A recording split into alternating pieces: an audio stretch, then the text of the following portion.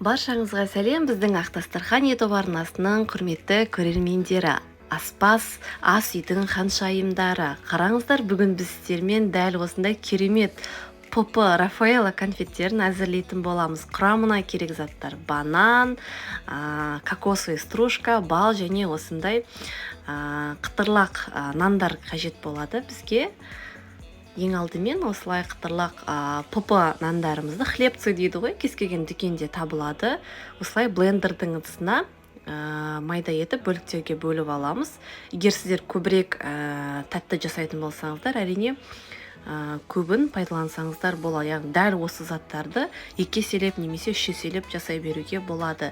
Енді осыларды жақсылап блендермен езіп алатын боламыз. Және оның үстіне осылай бір бананымызды алып, оны да бөліктерге бөліп шығамыз. Егер бананды қатты жақсы көретін болсаңыздар, бананды көбірек қосуға болады. Міне барлық массамыз дайын болды, блендерлеп алдық. Енді оның үстіне осылай қалауыңызша бал қоссаңыздар болады. Негізі балды бір қасық қоссаңыздар жеткілікті. Егер қатты тәтті болсын десеңіз, әрине қоса беруге болады.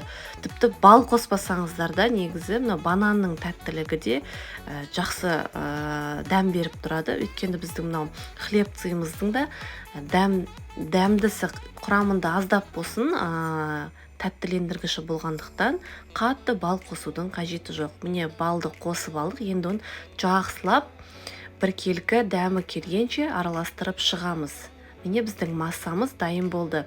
Енді бізге осылай кокосовый стружка қажет болады. Дәл Рафаэллодағыдай конфет болып шығады. Енді оларды массамызды дәл құрт секілді дөңгелекше етіп формаға келтіріп аламыз да, осылай кокосовый стружкаға бәрін біркелкі етіп аунатып шығамыз. Өте дәмді, ерекше, әрі тез арада дайын болатын біздің попы конфеттеріміз. Арықтап жүрмін деп, стресске түсіп, тәтті жей алмай қалдым деп еш алаңдаудың, ойлаудың қажеті жоқ. Себебі дәл осылай попы конфеттер әзірлей берсеңіздер болады. Сондай айта кететін нәрсе, біздің көрермендер, біздің Ақ Дастархан YouTube арнасынан сіздер көптеген попы рецепттермен таныс бола аласыздар. Ол үшін әрине біздің арнамызға тіркеліп алсаңыздар, міндетті түрде сіздерді қуантатын дәмді попы десерттер әзірлеп отырамыз.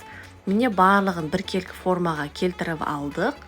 Дайын болды. Енді оларды біз мұздатқышқа салып қоямыз. Қатқанша 5-6 сағатқа немесе бір түнге қалдыруға болады. Міне қатырып алдық.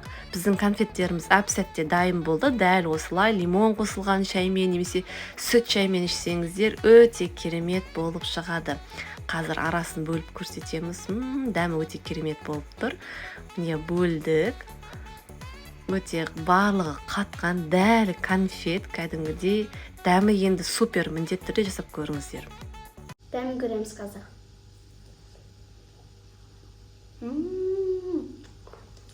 Дәмі неткен балдай екен. Достар, сіздер үйіңізде осы істер қойыңыздар және Ақ Дастархан арнасына тіркеліп қойыңыздар.